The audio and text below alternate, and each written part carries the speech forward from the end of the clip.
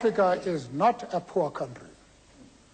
As I have said, our budget this year is 126 billion rand. We also are going to reorganize the budget, restructure the budget in order to avoid the wastage of a party. We will be able to use the country's resources in a more efficient manner and to prevent the corruption which is so endemic in the National Party government. Please, ladies and gentlemen. The gravy trains where most of the funds of the country have gone have come to an end. We have committed ourselves to leaders trying to lead a style of life similar to those of the community.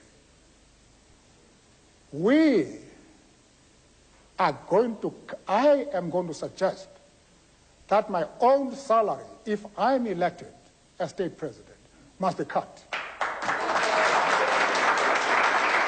I am doing that, unlike the National Party government, which has attempted to pay large sums to the Director Generals when the poor people, when there are 5 million people unemployed, when there are 7 million people without houses. We are not going to live like fat cats. My friends in the National Party can do that. That's what they know. Mr. de Klerk. A response from Mr. de Klerk. May I, at the outset, say that our deficit before borrowing is much too high. If we want to be in step and attract foreign investment and be sure of the support of the IMF and the World Bank, we will have to continue in South Africa to maintain strict fiscal and financial discipline. This is what the government has been doing. By doing it, and by taking other steps, we've brought down the inflation rate to single-digit figures, and soon it might be 7%. We've brought down interest rates. All our economic indicators are pointing in the right direction.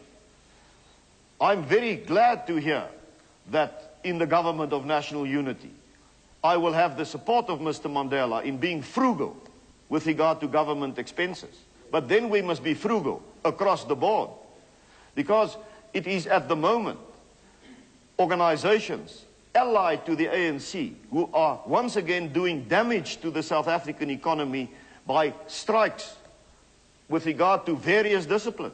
And through those strikes, they are firstly helping to create an atmosphere which is not conducive to free and fair elections. Secondly, they're harming the economic interests of the country. So I'm glad to hear that he's committed to fiscal and financial discipline. He won't have any difficulty with me in achieving that. But if he thinks that he can save on the salary of politicians enough to solve the economic challenges which we have in South Africa, then he's in for a big surprise.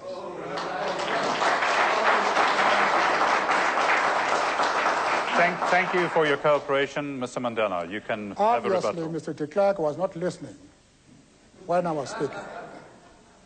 I may well as add that I'm happy he is going to cooperate with me if I say a state president should pay a tax on his income, on his resources, on his packs. That is what heads of state do throughout the Western world, not in South Africa. We are also going to issue government bonds, reconstruction bonds, both in South Africa and abroad, to raise the funds that we need. We are going to impose a fair tax to be paid by everybody. All these are going to help to get revenue for the country.